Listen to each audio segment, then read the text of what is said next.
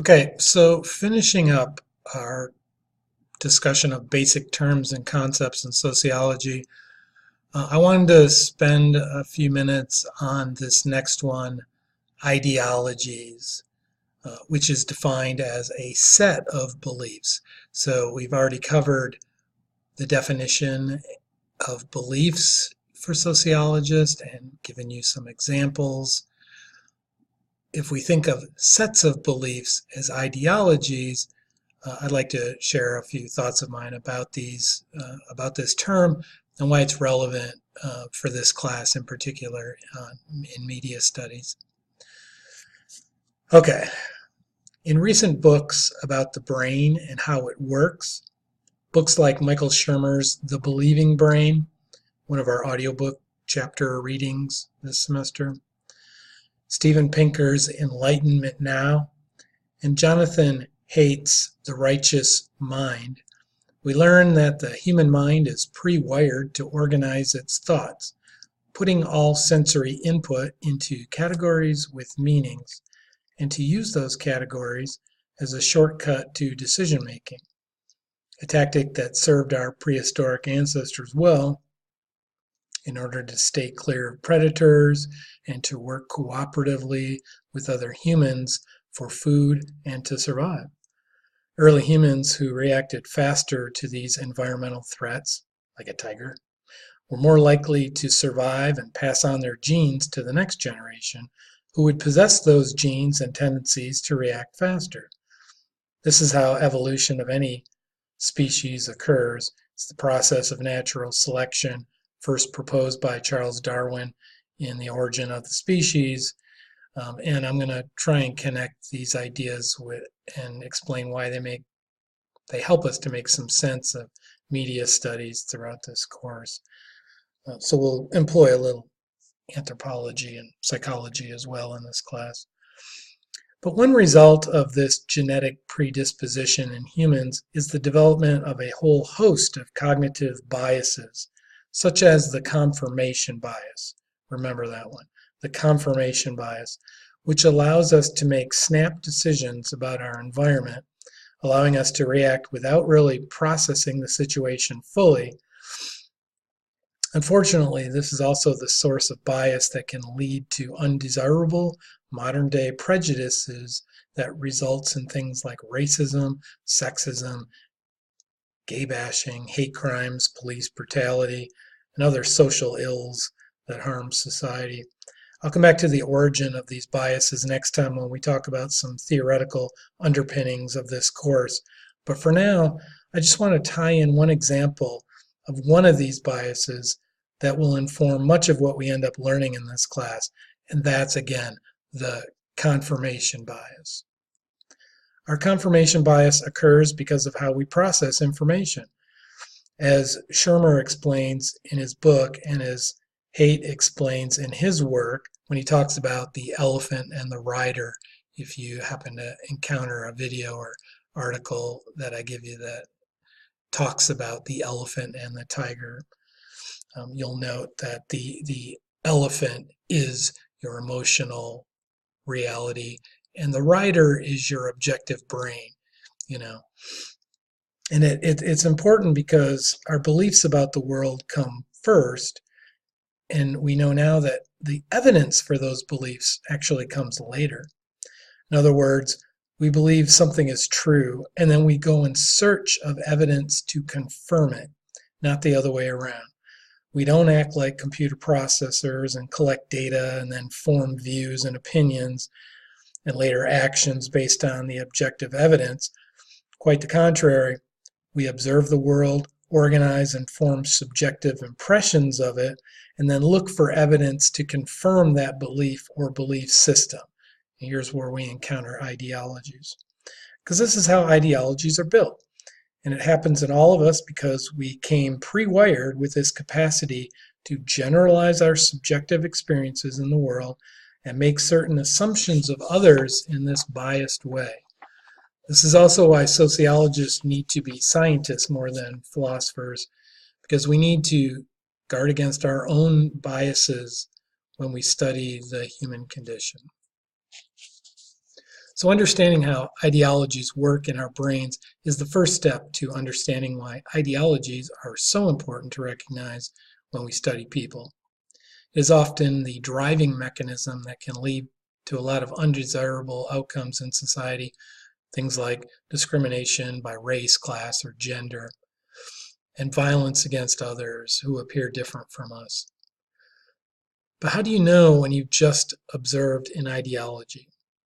Much like love or hate, an ideology is just a mental construction, and you can't see mental constructions. You can only see manifestations of an ideology, not the ideology itself. One way I expose this is by looking at the multitude of images representing one particular religious ideology, that of Christianity. One primary representation of this religion are images of Jesus. And I'd invite you to look at these images of Jesus. I think I'll go there now. You can get this off of any website. It's an easy Google search. You can see all these different images of Jesus. So let's use that as an example of what I want to talk about here in a sec. If you were raised to be a Christian, actually Catholic like I was, you probably have a picture of Jesus in your house, or had one while you were being raised. And if you were raised Christian in the Midwest of the United States, you probably had that one picture of the blue-eyed, blonde-haired Jesus, this character right here. You know, you're older now, so you have probably seen other representations of Jesus in image form, and know that there are also black Jesuses, Spanish Jesuses, there's a Mexican Jesus, there's Middle Eastern Jesuses, and it's almost beside the point in this class, but it's worth pointing out, like in this picture here, if Jesus existed, if he looked like anything, he looked like a Middle Easterner. Jesus was a Middle Easterner, so you know he was dark-haired, dark-eyed, and brown skin. We just don't often think of him that way because that image doesn't represent those of us who are predominantly white in a white Eurocentric culture like we have in the United States and particularly in the Midwest. So is that important that our images of goodness and godliness look like us and represent things we think we all believe in, distinguishing us from other groups? That's what we're really saying here with this. So here again, we can clearly see another example of our cognitive biases at play, but also our innate tendency to group with others whom we perceive to be more like us in terms of attitudes, behaviors, beliefs, and ideologies. As another example of ideologies and their representations, take the case of homophobia. While you can't see homophobia, you can read about a hate crime or see a gay bashing video, things that represent that belief system. Take note now here at the bottom of our screen that the definition provided in our slides for representation describe it as the use of words and images to express an ideology. Because remember, you can't see them, you can only see these certain manifestations of them that represent the ideas or ideology. And just note that while we look extensively at representations of certain beliefs and ideologies in pop culture in all their varied forms, from news media to internet memes, and ideas represented in books, films, plays, music, sports, etc., it is only because we do not have direct access to the raw ideologies that exist in our individual and collective human consciousness. We can only see the produced outcomes of those ideas. Right now, this would be a good time, or after this, the remainder of this video, to delve into a partial audiobook chapter that I've assigned from Shermer's The Believing Brain on politics, that chapter on politics before we move on. Either way, we'll be talking about ideologies, their representations, and their impact throughout the semester because any serious investigation of culture, and more specifically popular culture, demands that we examine the human thought processes that lead to the production and dissemination of certain ideas through the media, which is the central social institution we are unraveling in this course. So as I skim the rest of these core terms and concepts in sociology, keep a pin in this one, ideologies, and its related term, representation, because it'll haunt us for the rest of the semester and we'll keep coming back to it. And so finally, just a few clarifying thoughts on the remaining core terms and concepts in the rest of this PowerPoint file, just so we're all on the same page when one or more of these concepts is dropped in the class.